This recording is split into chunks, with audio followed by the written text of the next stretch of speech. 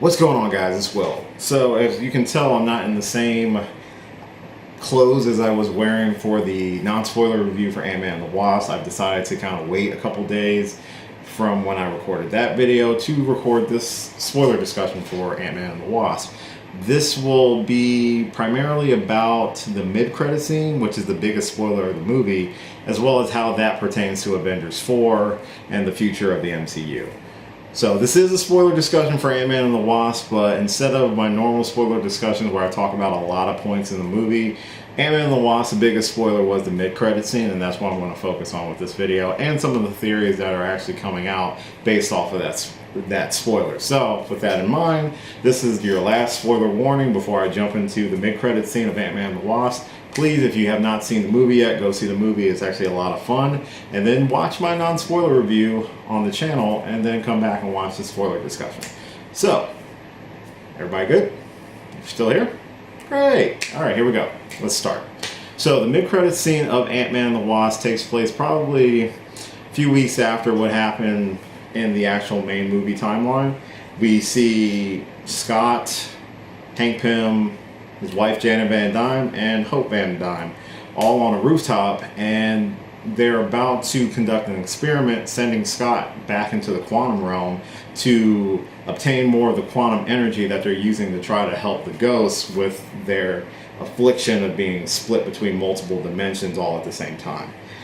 Before Scott enters the quantum realm, Janet gives him a warning about watching out for what she called time vortexes that are apparently throughout the quantum realm, and if he ended up in a time vortex, that there would be no way for them to track him and bring him back.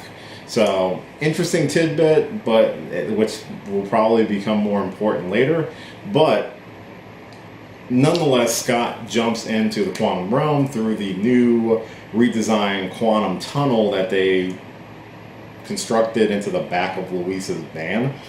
So Scott enters the quantum realm. He's able to obtain some of the energy and locks it down and calls for them to bring him back. Unfortunately, no one responds.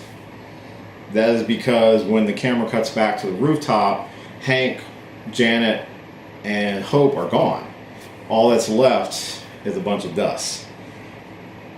This is important for two reasons. Number one, there was always speculation going into Ant-Man and the Wasp after Avengers Infinity War about how this movie would tie in.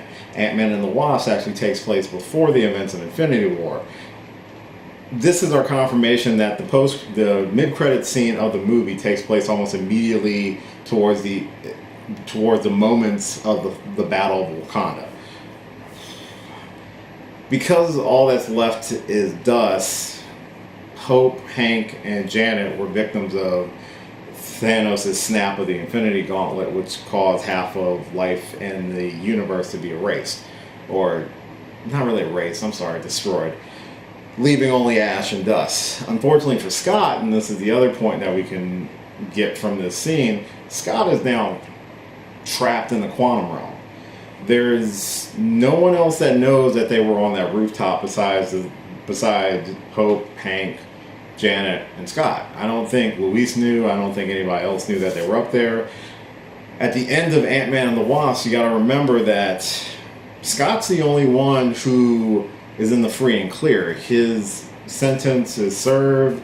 He's able to go back to living a normal life.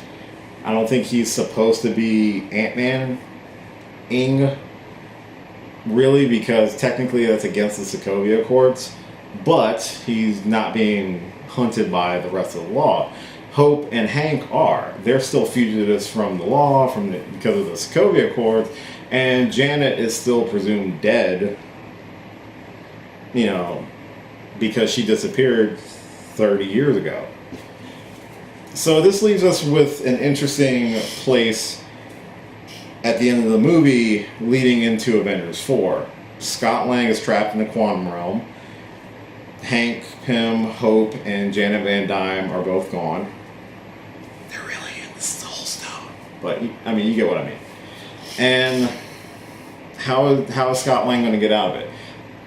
The quantum realm has been said to be a major component of Avengers 4, as in it's probably going to be the way that the Avengers are able to defeat Thanos or to try to reverse some of the damage that unfortunately he caused. With that in mind, a lot of the theories that have been popping up all over the internet because of the quantum realm and the ending of Ant-Man and the Wasp has led people to assume how things are going to happen in Avengers 4. One assumption would be the time vortexes that Janet mentioned to Scott before he entered the quantum realm. If you look at some of the set photos for Avengers 4, you see Ant-Man interacting not only with Captain America but Iron Man, but Captain America looks like he's in his Avengers 1 outfit. Other pictures of Thor and Loki in their Avengers 1 outfits. Time travel has to play some sort of part in this because there's no way you can have Loki in Avengers 4 considering the fact the character died at the beginning of Avengers Infinity War. Why would Captain America be wearing his Avengers 1 outfit, and why would Thor have his Avengers 1 outfit as well as still have hair and his hammer?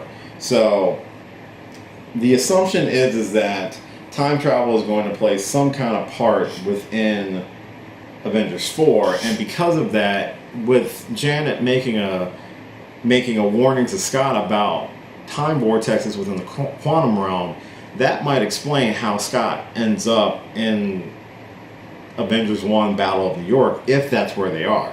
The directors have also said that if you remember Civil War, there was a piece of technology introduced in Civil War that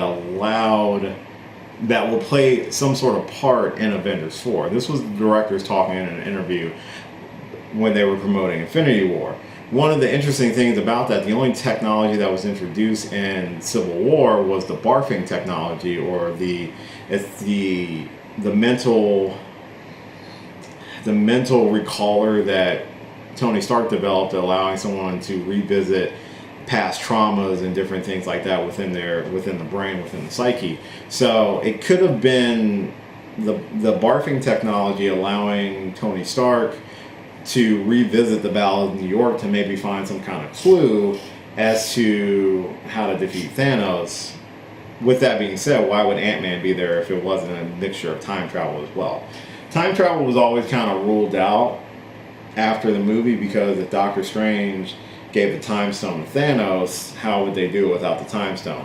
The quantum realm now opens up that possibility with these time vortexes, and maybe some way they can navigate it using the barfing technology to pinpoint certain positions within the past to give them the answer that they need to defeat Thanos. That still doesn't solve how they're going to get Ant-Man out, and that's going to be something we'll just have to wait for Avengers 4. Those are some of the spoilers from Ant-Man and the Wasp, and the biggest one being the mid-credit scene and how that might play into Avengers 4. So there you have it. That is my spoiler discussion of Ant-Man and the Wasp.